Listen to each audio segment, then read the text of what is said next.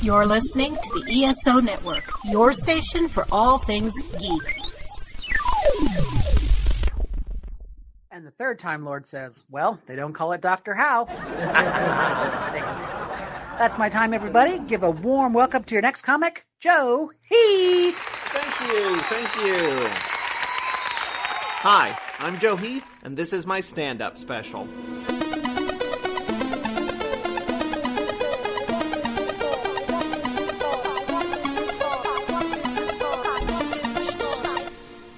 I'm not performing in front of a live audience, and I'm sitting down, so this is not your usual stand-up special. Well, I don't know what kind of stand-up specials you listen to, so maybe this is usual for you, what do I know? But this is the first time I've ever done stand-up, and I think we should treat this a lot like the first time having sex. You know, be gentle with me. I'm going to make some mistakes. I'm mostly just trying to imitate what I saw in videos on the internet. I'm probably going to cry afterwards. And, of course, I'm wearing nothing but a condom and a bow tie. That's a joke that wouldn't work in a normal stand-up special. To be fair, not even sure if it works here. But, if you're laughing at me, that's another way it's like the first time I had sex. So why have I chosen a podcast to be my stand-up debut? The answer is, I didn't. I'm being bullied into this. By my wife, Tony. I mean, I could have refused. But I'm committed to my wife. And the bit.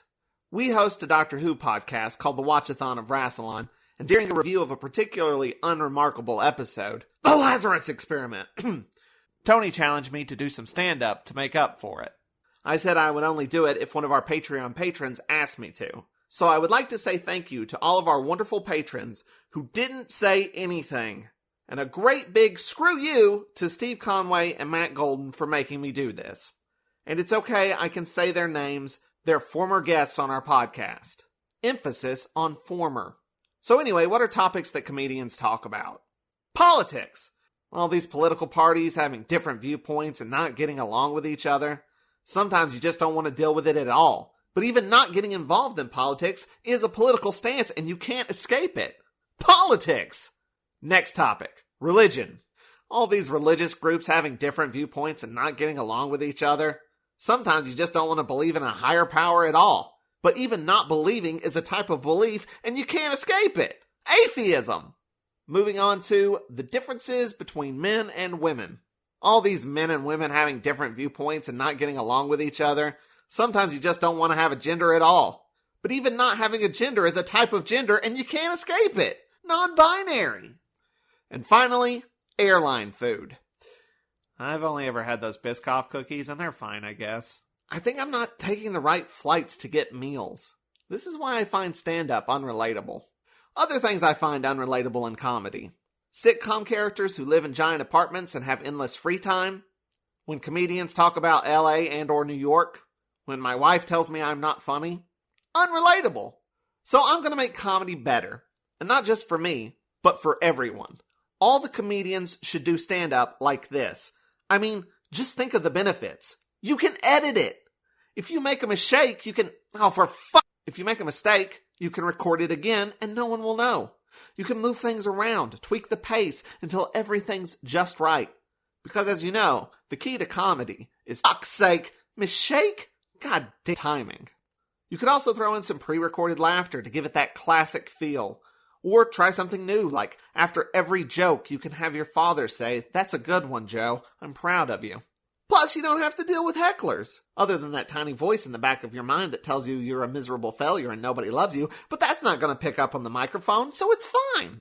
Listen, you could even insert an ad break if you wanted to, or were obligated to in order to release your special through your podcast network, like this. What is the Flopcast? Is it just a weird podcast about cartoons, music, TV, comic books, movies, chickens, and stuff from the 70s and 80s you thought nobody but you remembered? Yes. Will it be the dumbest half hour of your week? Probably. The Flopcast. We will waste your time. I'm sure that didn't ruin the momentum of this groundbreaking comedy special. This is my first time doing stand-up, and I'm already revolutionizing the process. Which is what my favorite comics do. They dissect and deconstruct the structure of comedy. Probably because they have no real-life experiences to talk about. And you already know I don't have a life. I've hosted a Doctor Who podcast for over a decade. The other thing a lot of comics like to do is thematically tie everything together at the end and leave you with some capital T truth. And this special is about the truth. It's about taking risks and trying something new, even though it might be scary or extremely embarrassing. It's about doing silly things for your wife and friends and strangers on the internet. It's about love. It's about life. And maybe, just maybe, you throw in a callback right at the end. That's a good one, Joe. I'm proud of you.